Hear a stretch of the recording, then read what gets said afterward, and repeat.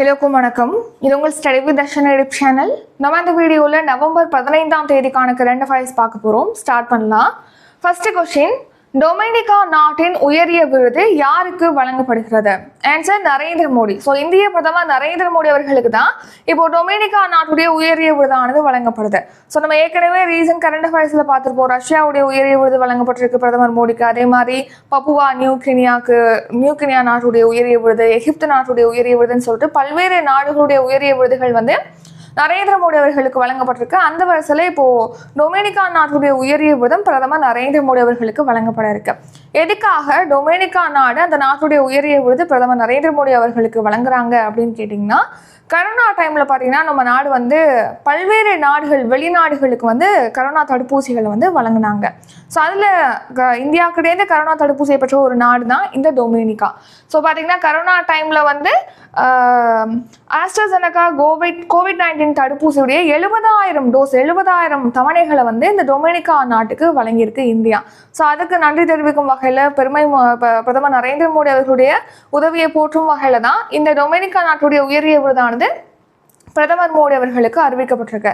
So Dominica நாட்டுடைய உயரிய விருதான டொமினிகா மரியாதை விருது பிரதமர் நரேந்திர மோடி அவர்களுக்கு வழங்கப்பட இருக்கு. ஸோ இந்த விருதை டொமினிகா காமன்வெல்த்துடைய அதிபரான சில்வனி போர்டன் பிரதமர் நரேந்திர மோடி அவர்களுக்கு வழங்க இருக்காங்க. Next recent news. சமீபத்தில் பிரதமர் நரேந்திர மோடிகளுக்கு சில நாடுகள்லாம் உயரிய விருதுகள் வழங்கியிருக்காங்க இல்லையா? அது எந்தெந்த நாடுகள், என்னென்ன விருதுகள் வழங்கப்பட்டிருக்குன்னு பார்க்கலாம். ரீசெண்டா ரஷ்யாவுடைய உயரிய விருதான ஆர்டர் ஆஃப் செயின்ட் ஆண்ட்ரூ தி அப்போஸ்தலர் விருது பிரதமர் நரேந்திர மோடி அவர்களுக்கு வழங்கப்பட்டிருக்கு.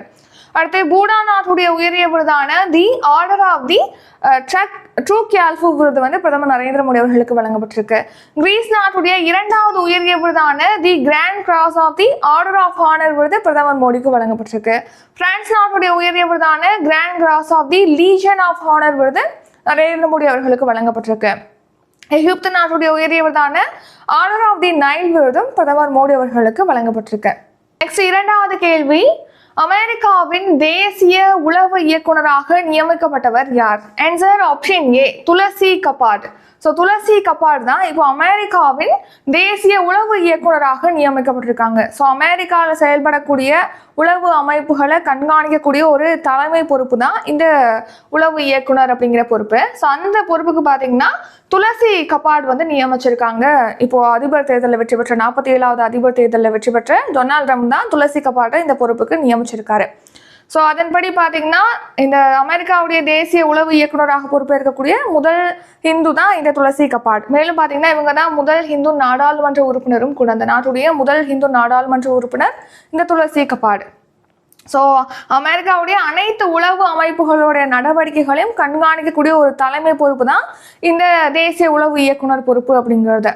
நெக்ஸ்ட் மூன்றாவது கேள்வி, பினாக்கா ராக்கெட் ஏவும் அமைப்பை டேஷ் சோதனை செய்துள்ளது? Answer DRDO. மேக்சிமம் பார்த்தீங்கன்னா இந்த மாதிரி ஏவுகணை சோதனை செய்கிறது, அதே மாதிரி துப்பாக்கிகள் சோதனை செய்கிறது, இந்த மாதிரி டெஸ்ட் பண்ணுறது எல்லாமே டிஆர்டிஓ தான் மேக்ஸிமம் கண்டக்ட் பண்ணுவாங்க. ஸோ டிஆர்டிஓ அப்படின்னா defence research and development organisation, பாதுகாப்பு ஆராய்ச்சி மற்றும் மேம்பாட்டு அமைப்பு. அதை தான் ஷார்ட்டாக நம்ம சுருக்கி டிஆர்டிஓ அப்படின்னு சொல்கிறோம். டிஆர்டிஓ தான் ரீசெண்டாக பினாக்கா ராக்கெட் ஏவும் அமைப்பு, அதாவது இது ராக்கெட் கிடையாது, பினாக்கா ராக்கெட்டை ஏவக்கூடிய சாதனத்தை டிஆர்டிஓ டெஸ்ட் பண்ணியிருக்காங்க ரீசெண்டாக. ஸோ எங்கே அவங்க டெஸ்ட் பண்ணாங்க அப்படின்னு சொல்லிட்டு இதில் டிஸ்க்ளோஸ் பண்ணல, அவங்க அறிவிக்கலை. ஸோ இந்த பினாக்கா ராக்கெட் ஏவும் அமைப்பு அப்படிங்கிறது பார்த்தீங்கன்னா உள்நாட்டிலே தயாரிக்கப்பட்டது. இதை ரீசெண்டாக டிஆர்டிஓ சோதனை செஞ்சுருக்காங்க வெற்றிகரமாக. இந்த ஏவும் அமைப்பு பார்த்தீங்கன்னா பலமுனை தாக்குதலில் ஈடுபடக்கூடியது அப்படின்னும் தெரிவிச்சிருக்காங்க. ஸோ பாதுகாப்பு ஆராய்ச்சி மேம்பாட்டு ஆய்வகம் மற்றும் Tata advanced systems, லாசன் and turbo ஆகிய நிறையா நிறுவனங்கள், பல்வேறு நிறுவனங்கள் இணைந்து தான் இந்த பினாக்கா ராக்கெட் ஏவும் அமைப்பை உருவாக்கியிருக்காங்க. ஸோ நெக்ஸ்ட் இந்த டிஆர்டிஓ பற்றி பார்த்தோன்னா இதோடைய தலைவராக சமீர் வி காமத் இருக்காங்க. நான்காவது கேள்வி, யாருடைய பிறந்த நாள் பழங்குடியினர் கௌரவ தினமாக கொண்டாடப்படுகிறது?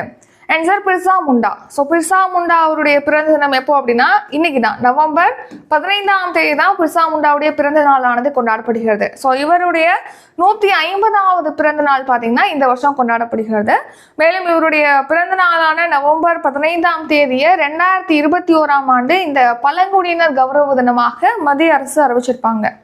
ஸோ கவனிங்க, பிர்சா முண்டா என்பவர் பார்த்தீங்கன்னா ஆங்கிலேயர்களுக்கு எதிராக போராடிய பழங்குடியினத்தை சேர்ந்தவர் தான் இந்த பிர்சா முண்டா என்பவர். ஸோ இவர் பார்த்தீங்கன்னா 1890ஆம் ஆண்டின் பிற்பகுதியில் ஆங்கிலேயர்களுடைய அடக்குமுறைக்கு எதிராக உள்குலான் கிளர்ச்சியை வந்து முன்னெடுத்திருக்காரு. உள்குலான் கிளர்ச்சி என்ன கிளர்ச்சி அப்படிங்கிறத ஞாபகம் வச்சுக்கோங்க. உள்குலான் கிளர்ச்சியை வந்து இவர் முன்னெடுத்திருக்காரு. இவர் பார்த்தீங்கன்னா நிலத்தின் தந்தை அப்படின்னு சொல்லிட்டு ஜார்க்கண்ட் மக்களால் அழைக்கப்படுறாரு.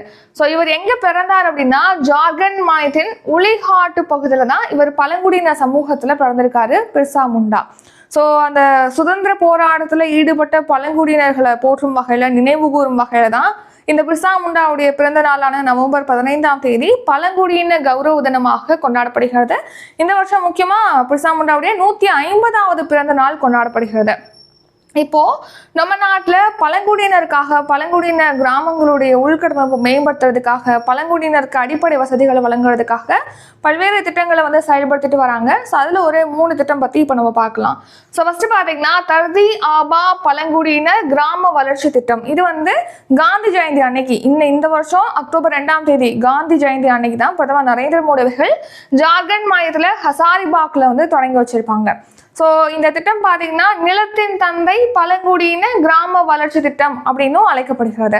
ஸோ உங்களுக்கு வந்து இந்த மேலே கொடுத்துருக்க நேம் தர்தி ஆபா பழங்குடியின கிராம வளர்ச்சி திட்டம் கேட்டாலும் ஒரே திட்டம் தான். அதோட தமிழ் நேம் தான் நிலத்தின் தந்தை பழங்குடியின கிராம வளர்ச்சி திட்டம் அப்படிங்கிறது. ஸோ இந்த திட்டம் பார்த்தீங்கன்னா பழங்குடியினர்கள் இருக்காங்களே கிராமங்கள், அதை வந்து மேம்படுத்துறதுக்காக தான் தொடங்கப்பட்டிருக்கு. ஸோ 65,000 பழங்குடியின கிராமங்களுடைய உள்கட்டமைப்பை மேம்படுத்துறதுக்காக தான் இந்த தர்தியாபா பழங்குடியினர் கிராம வளர்ச்சி திட்டமானது அக்டோபர் 2ஆம் தேதி பிரதமர் மோடி அவர்களால் தொடங்கி வைக்கப்பட்டிருக்கு. நெக்ஸ்ட், பழங்குடியின சமூகங்களுக்கு பார்த்தீங்கன்னா கல்வி வழங்குவதற்காக, கல்வி உள்கட்டமைப்புகளை மேம்படுத்துறதுக்காக ஏகலைவா பள்ளிகளானது அமைக்கப்படுது நம்ம நாட்டில். ரீசெண்டாக பார்த்தீங்கன்னா 2800 கோடி மதிப்பீட்டில் 40 ஏகலைவா மாதிரி உறைவிட பள்ளிகளை வந்து இந்த வருஷம் அக்டோபர் மாதம் பிரதமர் நரேந்திர மோடி அவர்கள் வந்து தொடங்கி வச்சிருக்காங்க.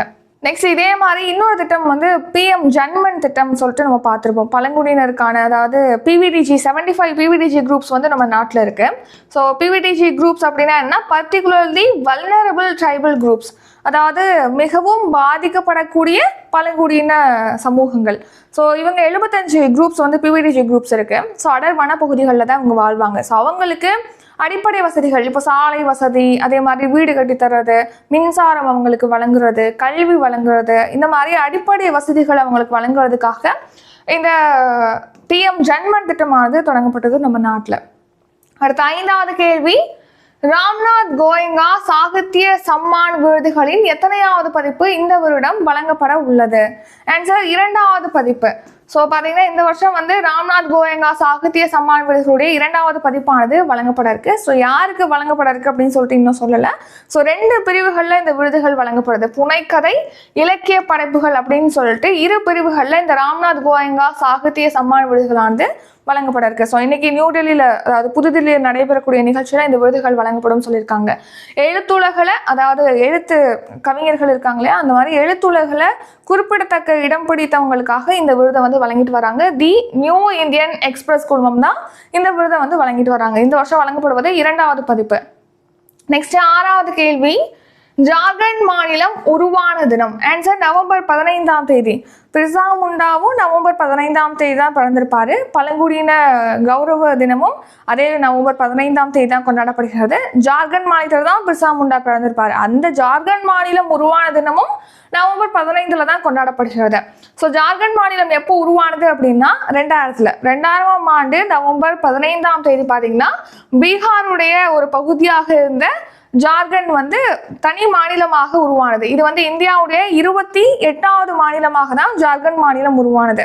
ஸோ ஜார்க்கண்ட் மாநிலம் உருவான தினம் பார்த்தீங்கன்னா இந்த நவம்பர் 15ஆம் தேதி ஒவ்வொரு வருஷமும் கொண்டாடப்பட்டு வருகிறது. நெக்ஸ்ட், ஜார்க்கண்ட் மாநிலத்தில் இப்போ யார் முதலமைச்சராக இருக்காங்கன்னா ஹேமந்த் சோரன். ஹேமந்த் சோரன் வந்து ஜார்க்கண்ட் முக்தி மோர்ச்சா கட்சியை சேர்ந்தவர். ஜார்க்கண்ட் மாநிலத்தில் கூட இப்போ சட்டப்பேரவை தேர்தலானது முதல் கட்ட தேர்தல் நடந்து முடிஞ்சிருக்குன்னு கூட நம்ம நேற்று உள்ள கரண்ட் அஃபேர்ஸில் பார்த்துருப்போம். ஜார்க்கண்ட் மாநிலத்துடைய ஆளுநர் யாருன்னா சந்தோஷ் கங்குவார். கேபிட்டல் எது அப்படின்னா ராஞ்சி. ஸோ ஜார்க்கண்ட் மாநிலத்தில் மொத்தமாக எத்தனை சட்டப்பேரவை தொகுதிகள் இருக்கு, எத்தனை சட்டப்பேரவை உறுப்பினர்கள் இருப்பாங்க அப்படின்னா 81 உறுப்பினர்கள். மக்களவைக்கு ஜார்க்கண்ட் மாநிலத்திலேருந்து எத்தனை உறுப்பினர்கள் இருப்பாங்க அப்படின்னா 14 உறுப்பினர்கள். அடுத்து மாநிலங்களவைக்கு ஜார்க்கண்ட்லேருந்து எத்தனை சீட் இருக்கு அப்படின்னு கேட்டிங்கன்னா 6 சீட்டு. ஏழாவது கேள்வி, அடல் பென்ஷன் யோஜனா எந்த ஆண்டு தொடங்கப்பட்டது? ஆன்சர் 2015ஆம் ஆண்டு. ஸோ அடல் பென்ஷன் யோஜனா, பென்ஷன்னோடனே இது வந்து ஒரு ஓய்வூதிய திட்டம் அப்படின்னு சொல்லிட்டு எல்லாருக்குமே தெரியும். அடல் பென்ஷன் யோஜனாங்கிறது 2015 தொடங்கியிருக்காங்க. இது யாருக்கான ஓய்வூதிய திட்டம் அப்படின்னு கேட்டிங்கன்னா, அமைப்பு சாரா துறையில் ஒர்க் பண்ணுறவங்களுக்காக. அமைப்பு சாரா துறை அப்படின்னா இப்போது கவர்மெண்ட் ஒர்க்கர்ஸ்னால் அவங்களுக்கு தனி ஓய்வூதிய திட்டம் இருக்குது, நமக்கு தெரியும். அதே மாதிரி ஒரு கம்பெனியில் ஒர்க் பண்ணுறாங்க அப்படின்னா அவங்களுக்கு அந்த நிர்வாகமே வந்து ஓய்வூதிய திட்டம் வந்து செயல்படுத்துவாங்க. அப்படி பார்க்கும்போது அமைப்பு சாரா துறையில் ஒர்க் பண்ணுறாங்களே, இப்போ வந்து விவசாயிகளாக இருக்காங்க, அதே மாதிரி கட்டிட தொழிலாளர்கள் இருக்காங்க, சின்ன சின்ன பெட்டி கடைகள் நடத்துறவங்களா இருக்காங்க. இந்த மாதிரி அமைப்பு சாரா துறையில் ஒர்க் பண்ணுறாங்களே அவங்களுக்கு ஓய்வூதியம் வழங்குவதற்காக 60 வயசுக்கு அப்புறம் அவங்களுக்கும் 1000 ரூபாயிலேருந்து மாதந்தோறும் 5000 வரைக்கும், 1000லேருந்து 5000 ரூபாய் வரைக்கும் அவங்களுக்கு ஓய்வூதியம் வழங்குவதற்காக தான் அடல் பென்ஷன் யோஜனா தொடங்கப்பட்டது 2015. ஸோ இந்த திட்டத்தில் ஒரு நபர் வந்து இணையணும் அப்படின்னா அதுக்கான வயது வரம்பு 18லேருந்து 40 வரைக்கும். 18லேருந்து 40 வயதுக்கு உட்பட்டவங்க வந்து இந்த திட்டத்தில் இணைய முடியும். ஸோ இந்த திட்டத்தில் இணையிறாங்க அப்படின்னா இணைஞ்சதுக்கு அப்புறம் அவங்களுக்கு ப்ரீமியம் வந்து செலுத்துவாங்க ஒவ்வொரு மாதமும். அவங்க என்ன ஸ்கீம் வந்து சூஸ் பண்ணுறாங்களோ, இப்போ அவங்களுக்கு ஓய்வூதியமாக மாதம் 1000 ரூபாய் மட்டும் போதும் அப்படின்னா அதுக்கேற்ற மாதிரி ப்ரீமியம் வந்து வழங்கணும். இல்லை 2000 வேணும், 5000 வேணும் அப்படின்னா அதுக்கேற்ற மாதிரி ஒவ்வொரு மாசமும் இவங்க வந்து ப்ரீமியம் வந்து செலுத்த வேண்டியதா இருக்கும். இப்படி ஒவ்வொரு மாசமும் செலுத்திட்டு வராங்கன்னா 60 வயசுக்கு அப்புறம் அவங்களுக்கு பென்ஷன், எந்த ப்ரீமியம் வந்து எந்த ஸ்கீமை சூஸ் பண்ணி அவங்க பென்ஷன் வந்து ப்ரீமியம் செலுத்தினாங்களோ அதுக்கேற்ற மாதிரி 1000 ரூபாயோ இல்லைன்னா 2000 ரூபாயோ இல்லைன்னா 5000 ரூபாயோ அவங்களுக்கு பென்ஷன் ஆனது கிடைக்கும். ஸோ ஒருவேளை இந்த நபர் வந்து இறந்துட்டாங்க அப்படின்னா அவங்களுடைய மனைவிக்கு இந்த பென்ஷன் வந்து வழங்கப்படும் சொல்லிட்டு தெரிவிச்சிருக்காங்க. ஸோ இது வரைக்கும் இந்த அடல் பென்ஷன் யோஜனா திட்டத்தில் 7 கோடி பேர் வந்து பதிவு செஞ்சிருப்பதாக தெரிவிச்சிருக்காங்க. எட்டாவது கேள்வி, 2022ஆம் ஆண்டு உலக அளவில் சர்க்கரை நோயால் பாதிக்கப்பட்டவர்களில் முதலிடத்தில் உள்ள நாடு எது? Answer India. ஸோ நேற்று நவம்பர் 14ஆம் தேதி பார்த்தீங்கன்னா வேர்ல்டு டயாபெட்டிஸ் டே பார்த்துருப்போம். அதாவது உலக சர்க்கரை நோய் விழிப்புணர்வு தினம் வந்து நவம்பர் 14ஆம் தேதி கொண்டாடப்படுகிறதுன்னு சொல்லி நேற்று உள்ள கரண்ட் அஃபேர்ஸில் பார்த்துருப்போம்.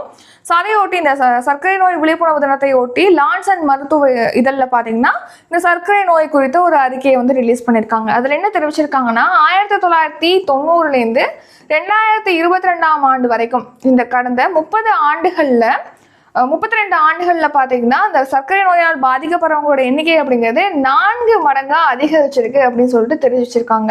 ஸோ அதில் இந்தியாவை பொறுத்த வரைக்கும் 2022ல் உலக அளவில் சர்க்கரை நோயால் பாதிக்கப்பட்டவங்களில் அதிகமான நபர்கள் வந்து இந்தியாவை சேர்ந்தவங்க தான் சர்க்கரை நோயால் பாதிக்கப்பட்டிருக்காங்க அப்படின்னும் தெரிவிச்சிருக்காங்க. சர்க்கரை நோய் பாதிப்புங்கிறது கடந்த 32 ஆண்டுகளில் 4 மடங்கு அதிகரிச்சிருக்கு. இந்தியாவில் பார்த்தீங்கன்னா 21 கோடி பேர் வந்து சர்க்கரை நோயால் பாதிக்கப்பட்டிருக்காங்கன்னு சொல்லிட்டு லான்சன் மருத்துவ ஆய்வு இதழில் வந்து தெரிவிச்சிருக்காங்க. 2022ல் உலகம் முழுக்க எவ்வளோ பேர் வந்து சர்க்கரை நோயால் பாதிக்கப்பட்டிருந்தாங்கன்னா சுமார் 82.8 கோடி பேர். அதில் இந்தியாவிலேருந்து மட்டும் 21.2 கோடி பேர், அதாவது 25% மேலே இந்தியாவிலேருந்து மட்டும் சர்க்கரை நோயால் பாதிக்கப்பட்டிருக்காங்க. அதே மாதிரி நெக்ஸ்ட் பார்த்தீங்கன்னா இந்தியாவுக்கு அடுத்தபடியாக சீனால 14.8 கோடி பேர் வந்து சர்க்கரை நோயால் பாதிக்கப்பட்டிருக்காங்க. அதுக்கடுத்து அமெரிக்காவில் 4.2 கோடி பேர், பாகிஸ்தான்ல 3.6 கோடி பேர் வந்து சர்க்கரை நோயால் பாதிக்கப்பட்டிருக்காங்க. நெக்ஸ்ட் நம்ம நாட்டில் பார்த்தீங்கன்னா சர்க்கரை நோய் இருக்கு, ஆனால் சர்க்கரை நோய்க்கு சிகிச்சை பெற முடியாத அளவுக்கு 13.3 கோடி பேர் இருக்காங்க அப்படின்னு சொல்லி தெரிவிச்சிருக்காங்க. உலக அளவில் 1/3 பேர் வந்து இந்தியாவில் சர்க்கரை நோயால் சிகிச்சை பெற முடியாமல் இருப்பதாக தெரிவிச்சிருக்காங்க. நெக்ஸ்ட் இந்தியாவில் இந்த சர்க்கரை நோயால் பாதிக்கப்பட்டவங்களுக்கு சிகிச்சை பெறாமலே அவங்களுக்கு கண் பாதிப்பு, கண் பார்வை இழக்கிறது, கண் தொடர்பான பிரச்சனைகள் வந்து ஏற்படும் சர்க்கரை நோயாளிகளுக்கு. அந்த மாதிரி இந்தியாவில் 12.5% பேர் பார்த்தீங்கன்னா சர்க்கரை நோயாளிகளுக்கு கண் பாதிப்பு இருப்பதாக தெரிவிச்சிருக்காங்க. அதாவது 30 லட்சம் பேர் கண் பாதிப்பு இருக்கு. 9வது கேள்வி, ஐநாவின் அணுசக்தி கண்காணிப்பு அமைப்பின் தலைவர் யார்? Answer option B, Rafael Grossi. So Rafael Grossi தான் ஐநாவின் அணுசக்தி கண்காணிப்பு அமைப்புடைய தலைவராக இருக்காரு. கவனிங்க, இப்போ ஈரான்ல பார்த்தீங்கன்னா அணுசக்தி திட்டம் செயல்படுத்துறாங்கன்னா அது வந்து அணுசக்தி ஆயுதங்களை உற்பத்தி செய்வதற்காக அந்த திட்டம் இருக்கக்கூடாது அப்படின்னு சொல்லிட்டு 2015 ஒரு ஒப்பந்தம் வந்து கையொப்பமாக இருக்கும். ஈரானுக்கும் அமெரிக்கா உள்ளிட்ட ஐக்கிய நாடுகள் பாதுகாப்பு கவுன்சிலுடைய நிரந்தர உறுப்பினர்கள்.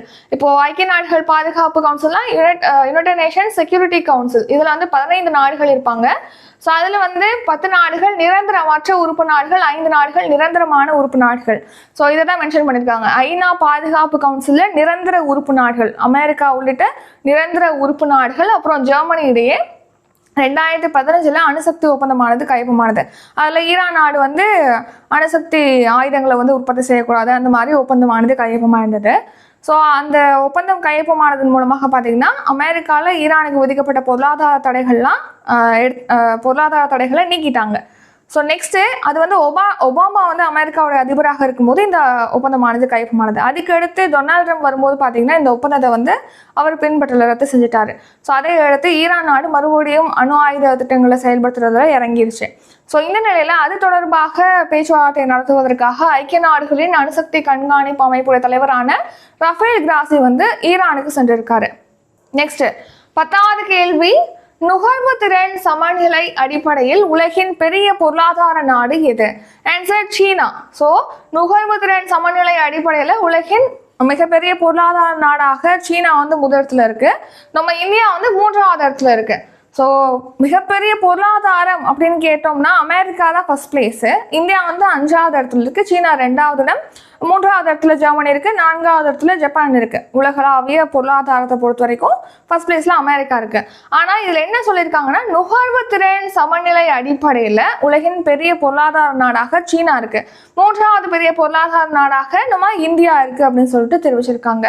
ஸோ ரீசெண்டாக பார்த்தீங்கன்னா கிழக்கு ஆசிய நிறுவனம் தென்கிழக்கு ஆய்வுகள் நிறுவனம் சார்பில் இந்தியா மற்றும் சீனா உலக பொருளாதாரத்தை வடிவமைக்கும் இருபெரும் நாடுகள் அப்படிங்கிற தலைப்பில் ஒரு மாநாடு சிங்கப்பூரில் நடைபெற்றிருக்கு. ஸோ அந்த சிங்கப்பூர் மாநாட்டில் பார்த்தீங்கன்னா உலக மக்கள் தொகையில் 35% இந்தியாவும் சீனாவும் வகிக்குது. ஸோ அதன்படி இந்த தடவை 50% பொருளாதாரம் உலகளாவிய பொருளாதாரத்தில் 50% பொருளாதாரத்துக்கு வந்து இந்தியாவும் சீனாவும் பங்களிக்கும் அப்படின்னும் தெரிவிச்சிருக்காங்க. ஸோ இது ரொம்ப இம்பார்ட்டன்ட். நுகர்வு திறன் சமநிலை அடிப்படையில் சீனா வந்து ஃபர்ஸ்ட் பிளேஸு, இந்தியா வந்து 3வது பெரிய பொருளாதாரம் கொண்ட நாடாக இருக்குன்னு சொல்லிட்டு உலக மக்கள் தொகையில் இந்தியாவும் சீனாவும் மட்டுமே 35% பங்கு வகிக்குது. நெக்ஸ்ட் 11வது கேள்வி, லிக்னோசாட் செயற்கைக்கோளை எந்த நாடு விண்ணில் செலுத்தி உள்ளது? Answer Japan. ஸோ ரீசெண்டாக ஜப்பான் பார்த்தீங்கன்னா லிக்னோசாட் அப்படிங்கிற செயற்கைக்கோளை விண்ணில் செலுத்திருக்கு. நம்ம ஏற்கனவே லிக்னோசாட் பற்றி பார்த்துருப்போம். லிக்னோசாட் அப்படிங்கிறது மரத்தினாலான செயற்கைக்கோள், மர செயற்கைக்கோள் தான் இந்த லிக்னோசாட். அதுக்கு தான் இந்த லிக்னோசாட் சொல்லிட்டு பெயர் வச்சிருக்காங்க. ஸோ அமெரிக்கா ஜப்பான் ரெண்டும் இணைஞ்சு தான் இந்த திட்டத்தை வந்து செயல்படுத்திருக்காங்க. ரீசெண்டாக இந்த செயற்கைக்கோளை பார்த்தீங்கன்னா ஜப்பான் நாட்டின் கியூட்டோ பல்கலைக்கழக விஞ்ஞானிகள் மற்றும் சுமிடோமா ஃபாரஸ்ட்ரி நிறுவனம் இணைந்து தான் உருவாக்கியிருக்காங்க மரத்தாலான இந்த லிக்னோசாட் அப்படிங்கிற செயற்கைக்கோள். இப்போ ரீசெண்டாக இந்த செயற்கைக்கோள் விண்ணில் செலுத்தப்பட்டிருக்கு. நெக்ஸ்ட் 12வது கேள்வி, ஜவஹர்லால் நேருவின் எத்தனையாவது பிறந்த நாள் இந்த ஆண்டு கொண்டாடப்படுகிறது? ஆன்சர் 135வது பிறந்த நாள். ஸோ இந்த வருஷம் பார்த்தீங்கன்னா ஜவஹர்லால் நேரு அவர்களுடைய 135வது பிறந்த நாளானது கொண்டாடப்படுகிறது. ஜவஹர்லால் நேரு அவர்கள் தான் நம்ம நாட்டுடைய முதல் பிரதமர் மற்றும் நீண்ட கால பிரதமரும் கூட. ஸோ இவரை பற்றி பார்த்தோன்னா இவர் எப்போ பிறந்தான்னு கேட்டிங்கன்னா 1889ஆம் ஆண்டு உத்தரப்பிரதேச மாநிலத்தின் அலகாபாத், இப்போது அந்த அலகாபாத் வந்து பிரயாக்ராஜ் அப்படின்னு சொல்லிட்டு அழைக்கப்படுறது, பேரை மாற்றிட்டாங்க. ஸோ அந்த அலகாபாத்ல தான் 1889ஆம் ஆண்டு நவம்பர் 14ஆம் தேதி ஜவஹர்லால் நேரு அவர்கள் வந்து பிறந்திருக்காங்க. அடுத்து 1964ஆம் ஆண்டு மே 27ஆம் தேதி ஜவஹர்லால் நேரு அவர்கள் வந்து காலமாயிட்டாங்க. ஜவஹர்லால் நேரு தான் இந்தியாவுடைய முதல் மற்றும் நீண்ட கால பிரதமர். இந்த வருஷம் அவருடைய 135வது பிறந்த நாளானது நவம்பர் 14ஆம் தேதி கொண்டாடப்பட்டிருக்கு. மேலும் அவருடைய பிறந்த நாளான நவம்பர் 14ஆம் தேதி நம்ம இந்தியாவில் குழந்தைகள் தினமாகவும் அனுசரிக்கப்படுகிறது. ஜவஹர்லால் நேரு தான் நவீன இந்தியாவின் சிற்பி அப்படின்னு சொல்லிட்டு அழைக்கப்படுறாரு. நெக்ஸ்ட் வந்து ஷார்ட் நியூஸ் பார்க்கலாம். ஆதி மகோத்சவ். ஸோ பழங்குடியின மக்களுடைய வர்த்தகம், அவங்களுடைய உணவு முறை வழக்கங்கள், அவங்களுடைய கலாச்சார அம்சங்களை வந்து கொண்டாடுவதற்காக ஆதி மகோத்சவ் அப்படிங்கிற நிகழ்ச்சியானது நடத்தப்படுகிறது. அடுத்த ரீசெண்டாக கேரளாவில் வயநாடு நிலச்சரிவு ஏற்பட்டதுன்னு சொல்லிட்டு நமக்கு தெரியும். அந்த நிலச்சரிவில் பார்த்தீங்கன்னா பல்வேறு வீடுகள் வந்து இடிஞ்சிருச்சு. ஸோ அந்த நிலச்சரிவில் நிறைய பேர் உயிரிழந்துட்டாங்க. ஸோ அதை அடுத்து இந்த வயநாடு நிலச்சரிவை தேசிய பேரிடராக அறிவிக்கணும் அப்படின்னு சொல்லிட்டு அந்த மாநில அரசு கேட்டிருந்தாங்க. ஆனால் இது தேசிய பேரிடர் கிடையாது, அதை தேசிய பேரிடராக அறிவிக்க முடியாதுன்னு சொல்லிட்டு மத்திய அரசு தெரிவிச்சிருக்காங்க. நெக்ஸ்ட் பார்த்தீங்கன்னா இப்போ இளநிலை பட்டப்படிப்பு படிக்கிறாங்க இல்லையா, அதை வந்து நம்ம இப்போ 3 years வந்து படிக்கிறாங்க, 4 வருஷத்துக்கு ஒரு இளநிலை படிப்பை படிக்கிறாங்க அப்படின்னா அதை முன்கூட்டியே 6 மாதத்துக்குள்ளே நம்ம படித்து முடிக்கிற மாதிரியும், இல்லைன்னா 1 வருஷத்துக்கு முன்னாடியே அந்த படிப்பை முடிச்சுக்கிற மாதிரியான ஒரு ஸ்கீமை வந்து இப்போ தொடங்க போகிறதாக தெரிவிச்சிருக்காங்க வரும் கல்வியாண்டில். அதே மாதிரி கொஞ்சம் ஸ்லோ லேர்னர்ஸாக இருக்காங்க அப்படின்னா அவங்களுக்கு இன்னும் கூடுதலாக 6 மாதங்களுக்கு அந்த படிப்பை தொடர்றதுக்கு வாய்ப்பு இருக்குது. அந்த மாதிரியான ஒரு திட்டத்தை கொண்டு வர போவதாக தெரிவிச்சிருக்காங்க யூஜிசி, அதாவது பல்கலைக்கழக மானிய குழு தெரிவிச்சிருக்காங்க. பல்கலைக்கழக மானிய குழு. இளநிலை பட்டப்படிப்பை முன்கூட்டியே படித்து முடிக்கக்கூடிய புதிய முறை வந்து வரும் கல்வி ஆண்டில் அமல்படுத்தப்படும் அப்படின்னு சொல்லி தெரிவிச்சிருக்காங்க. நெக்ஸ்ட் வித்யாலட்சுமி திட்டம், இதை நம்ம ஏற்கனவே பார்த்துருப்போம். இப்போ பெரிய பெரிய உயர்கல்வி நிறுவனங்கள்ல படிக்கணும்னு நினைக்கிறாங்க மாணவர்கள், தகுதியான மாணவர்கள் அப்படின்னு நினைக்கும் போது அதில் டாப் யூனிவர்சிட்டியில் அவங்க படிக்க விரும்பும் போது அதுக்கு கல்வி கடன் வந்து அவங்களுக்கு வழங்குறதுக்காக, ஏன்னா அதுக்கு ஃபீஸ் கட்டணும் இல்லையா, அதுக்கு கல்வி கடன் பெறுவதற்காக தான் இந்த வித்யாலட்சுமி திட்டமானது தொடங்கப்பட்டிருக்கு. ஸோ இந்த திட்டத்தின் கீழ் பார்த்தீங்கன்னா ஏழை மாணவர்கள் வந்து எந்த ஒரு பிணையும் இல்லாமல் வட்டியில்லா கடனை வந்து பெற முடியும். நெக்ஸ்ட்டு உலகில் பார்த்தீங்கன்னா அந்நிய செலாவணி கையிருப்பில் நம்ம இந்தியா எத்தனையாவது இடத்துல இருக்குன்னா 4வது இடத்துல இருக்குது. ரொம்ப இம்பார்ட்டன்ட். கடந்த அக்டோபர் மாதம் 31ஆம் தேதி நிலவரப்படி 68,200 அமெரிக்க டாலர்களாக அந்நிய செலாவணி கையிருப்பு இருக்குது அப்படின்னு சொல்லிட்டு தெரிவிச்சிருக்காங்க. நெக்ஸ்ட்டு இணையவழி அபாயங்களை வந்து குறைக்கும் வகையில் ஒடிசா தலைநகர் புவனேஸ்வரத்தில் கணினி மற்றும் தரவு மையத்துடன் இணைய பாதுகாப்பு மையத்தை வந்து ரிசர்வ் வங்கி அமைச்சிட்டு வருது அப்படின்னு தெரிவிச்சிருக்காங்க ரிசர்வ் வங்கியுடைய ஆளுநர் சக்திகாந்த தாஸ் அவர்கள். அடுத்த ரிவிஷன் பார்க்கலாம். நவம்பர் 15ஆம் தேதி கரண்ட் அஃபேர்ஸ்க்கான ரிவிஷன். அதுக்கு முன்னாடி நவம்பர் 17ஆம் தேதி பார்த்தீங்கன்னா லைவ் கிளாஸ் வந்து ஸ்டார்ட் பண்ணுறோம், current affairs live class. So இந்த வருஷம் ஜனவரிலேருந்து அடுத்த வருஷம் ஜூன் வரைக்கும், ஸோ 18 மந்த் இதில் இருக்குது. இந்த 18 மந்த்தை வந்து ஒரு 3 பேட்சாக வந்து பிரிச்சிருப்போம். 6 மந்த்ஸ் சொல்லிட்டு 3 பேட்சாக வந்து அதை பிரிச்சிருக்கோம். ஸோ பேட்ச் 1னா 800, பேட்ச் 2க்கு 800, பேட்ச் 3க்கு 800 ஃபீஸு. ஸோ 3லுமே ஜாயின் பண்ணும்போது ஆஃபர் 2,000 ரூபி பே பண்ணி ஜாயின் பண்ணிக்கலாம். ஸோ இந்த பேட்ச் டீட்டெயில் வீடியோ வந்து ஆல்ரெடி யூடியூப்பில் அப்லோட் பண்ணியிருக்கோம். டிஸ்கிரிப்ஷனில் அதுக்கான டீட்டெயில் கொடுத்துருக்கோம். காண்டாக்ட் நம்பர் டிஸ்கிரிப்ஷனில் இருக்குது. ஜாயின் பண்ண நினைக்கிறீங்கன்னா டிஸ்கிரிப்ஷனில் ஜிபே, ஃபோன்பே, பேடிஎம் இருக்குது. பேடிஎம் யூபே நம்பர், அந்த நம்பருக்கு பே பண்ணிட்டு டிஸ்கிரிப்ஷனில் இருக்கக்கூடிய வாட்ஸ்அப் நம்பருக்கு ஸ்க்ரீன்ஷாட் எடுத்து அனுப்புனீங்கன்னா உங்களை அந்த பேட்சில் ஆட் பண்ணிடுவோம். நெக்ஸ்ட்டு லைவ் கிளாஸ் வந்து நவம்பர் 17ஆம் தேதியிலேருந்து ஸ்டார்ட் ஆகுது. அடுத்து குரூப் 1 டெஸ்ட் பேட்ச் பார்த்தீங்கன்னா வர நவம்பர் 19ஆம் தேதி ஸ்டார்ட் ஆகுது. நெக்ஸ்ட் தமிழ் டெஸ்ட் பேட்ச் வந்து நவம்பர் 21ஆம் தேதி, நியூ புக்கு, ஓல்டு புக் வந்து 23ஆம் தேதி ஸ்டார்ட் ஆகுது. மேக்ஸ் டெஸ்ட் பேட்ச் வந்து நவம்பர் 27ஆம் தேதி ஸ்டார்ட் ஆகுது. அப்கமிங் டெஸ்ட் பேட்ச் பற்றி டீட்டெயிலாம் டிஸ்கிரிப்ஷனில் இருக்குது, செக் பண்ணி பார்த்துக்குங்க. ஸோ இப்போ வந்து ரிவிஷன் பார்க்கலாம். ஃபர்ஸ்ட் கொஸ்டின், டொமினிகா நாட்டின் உயரிய விருது யாருக்கு வழங்கப்படுகிறது? ஆன்சர் நரேந்திர மோடி. இரண்டாவது கேள்வி, அமெரிக்காவின் தேசிய உளவு இயக்குநராக நியமிக்கப்பட்டுள்ளவர் யார்? ஆன்சர் துளசி கபாட். பினாகா ராக்கெட் ஏவும் அமைப்பை டேஷ் சோதனை செய்துள்ளது? Answer DRDO. நான்காவது கேள்வி, யாருடைய பிறந்த நாள் பழங்குடியினர் கௌரவ தினமாக கொண்டாடப்படுகிறது? ஆன்சர் பிர்சா முண்டா. ஐந்தாவது கேள்வி, ராம்நாத் கோயங்கா சாகித்ய சம்மான் விருதுகளின் எத்தனையாவது பதிப்பு இந்த வருடம் வழங்கப்படுகிறது? 2வது பதிப்பு. ஆறாவது கேள்வி, ஜார்க்கண்ட் மாநிலம் உருவான தினம் நவம்பர் 15ஆம் தேதி. 7வது கேள்வி, அடல் பென்ஷன் யோஜனா எந்த ஆண்டு தொடங்கப்பட்டது? ஆன்சர் 2015ஆம் ஆண்டு. 8வது கேள்வி, 2022ஆம் ஆண்டு உலக அளவில் சர்க்கரை நோயால் பாதிக்கப்பட்டவர்களில் முதலிடத்தில் உள்ள நாடு எது? Answer India. 9வது கேள்வி, ஐநாவின் அணுசக்தி கண்காணிப்பு அமைப்பின் தலைவர் யார்? Answer Rafael Grossi. 10வது கேள்வி, நுகர்வு திறன் சமநிலை அடிப்படையில் உலகின் பெரிய பொருளாதார நாடு எது? ஆன்சர் சீனா. 11வது கேள்வி, லிக்னோசாட் செயற்கைக்கோளை எந்த நாடு விண்ணில் செலுத்தியுள்ளது? Answer Japan. 12வது கேள்வி, ஜவஹர்லால் நேருவின் எத்தனையாவது பிறந்த நாள் இந்த ஆண்டு கொண்டாடப்படுகிறது? ஆன்சர் 135வது பிறந்த நாள். இத்துடன் இன்றைக்கான கரண்ட் அஃபேர்ஸ் வீடியோ நிறைவடைகிறது. இந்த வீடியோ உங்களுக்கு பிடிச்சிருந்தா லைக் பண்ணுங்க, ஷேர் பண்ணுங்க. நம்ம சேனலை நீங்கள் இன்னும் சப்ஸ்கிரைப் பண்ணலன்னா மறக்காம சப்ஸ்கிரைப் பண்ணிக்கோங்க. நன்றி, வணக்கம்.